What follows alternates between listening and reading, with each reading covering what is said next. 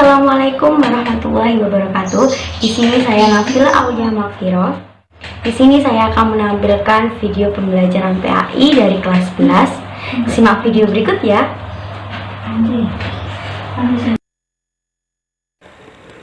Hari ini kita akan belajar tentang bab fikih yang bertemakan dengan khutbah, tabligh, dan dakwah.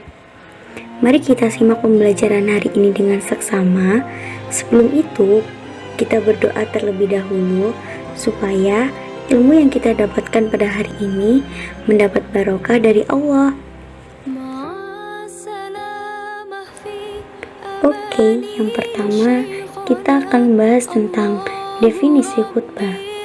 Khutbah berasal dari kata khotoba yakhtubu khutbah yang bermakna memberi nasihat dalam kegiatan ibadah, misalnya seperti sholat Jumat, Idul Fitri, Idul Adha, istisqa, kusuf, wukuf, dan nikah.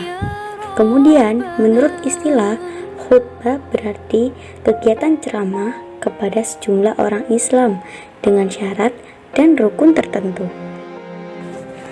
Yang kedua ada definisi tabligh. Tabligh berasal dari kata balagha yuballigh tabligh yang berarti menyampaikan, memberitahukan dengan lisan. Menurut istilah, tabligh adalah kegiatan menyampaikan pesan Allah secara lisan kepada satu orang Islam atau lebih untuk diketahui dan diamalkan isinya. Oke, yang selanjutnya ada definisi dakwah.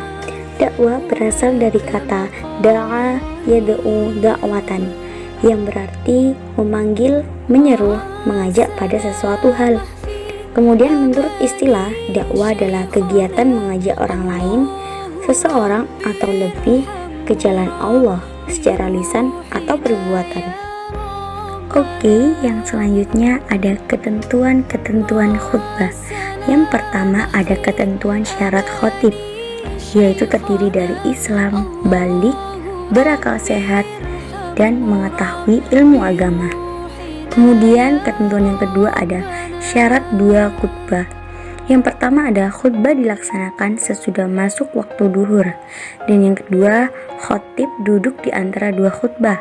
Yang ketiga khutbah diucapkan dengan suara yang keras dan jelas, dan yang keempat tertib. Kemudian selanjutnya ada rukun khutbah. Yang pertama ada membaca hamdalah, yang kedua membaca syahadat, yang ketiga membaca sholawat, yang keempat berwasiat takwa, yang kelima membaca ayat Al-Quran pada salah satu khutbah, yang keenam berdoa pada khutbah kedua.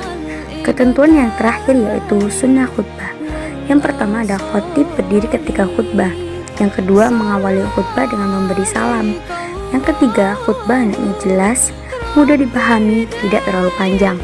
Keempat, khotib menghadap jamaah ketika khutbah. Yang kelima, menertibkan rukun khutbah. Dan yang keenam, membaca surat Al-Ikhlas ketika duduk di antara dua khutbah. Yang selanjutnya ada ketentuan-ketentuan tabligh. Yang pertama ada ketentuan syarat mubaligh, yaitu Islam, baligh, berakal sehat, dan mendalami ajaran Islam tentunya. Kemudian ada etika dalam menyampaikan tabligh. Yang pertama, bersikap lemah lembut, tidak kasar, dan tidak merusak. Yang kedua, menggunakan bahasa yang mudah dimengerti. Yang ketiga, mengutamakan musyawarah dan berdiskusi untuk memperoleh kesepakatan bersama. Yang keempat, materi dakwah yang disampaikan harus mempunyai dasar hukum yang kuat dan jelas sumbernya. Dan yang kelima, menyampaikan dengan ikhlas dan sabar sesuai dengan kondisi psikologis dan sosiologis para pendengarnya atau penerimanya. Yang terakhir ada tidak menghasut orang lain untuk bermusuhan, bahkan merusak, berselisih, dan mencari-cari kesalahan orang lain. Selanjutnya yaitu ketentuan dari dakwah. Yang pertama adalah syarat dai, yaitu Islam, baligh, berakal sehat, dan mendalami ajaran Islam. Kemudian ada etika dalam berdakwah, yaitu yang pertama dakwah dilaksanakan dengan hikmah, yaitu ucapan jelas, tegas, dan sikap yang bijaksana. Kemudian dakwah dilakukan dengan mau'izatul hasanah atau nasihat yang baik, yaitu cara persuasif tanpa kekerasan dan edukatif atau memberikan pengajaran. Kemudian dakwah dilakukan dengan memberi contoh yang baik atau uswatun hasanah.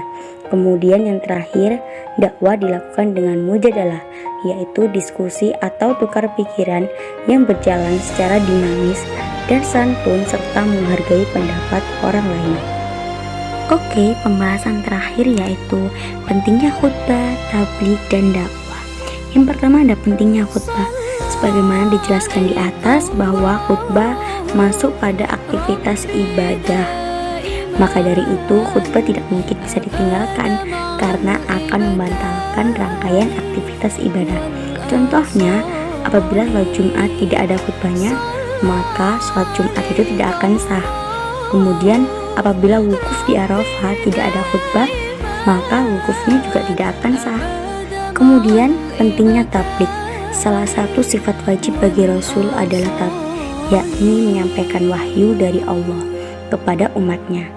Semasa Nabi Muhammad SAW masih hidup, seluruh waktunya dihabiskan untuk menyampaikan wahyu kepada umatnya. Setelah Rasulullah SAW wafat, kebiasaan ini dilanjutkan oleh para sahabatnya. Setelah mereka semuanya tiada, siapakah yang akan meneruskan kebiasaan menyampaikan ajaran Islam kepada orang-orang sesudahnya?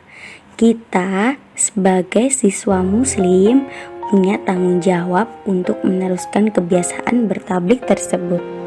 Kemudian yang terakhir ada pentingnya dakwah. Salah satu kewajiban umat Islam adalah berdakwah. Sebagian ulama ada yang menyebut berdakwah itu hukumnya fardu kifayah. Sebagian lainnya menyatakan fardu ain. Kemudian setiap dakwah hendaknya bertujuan untuk mewujudkan kebahagiaan dan kesejahteraan hidup di dunia dan di akhirat dan mendapat ridho dari Allah.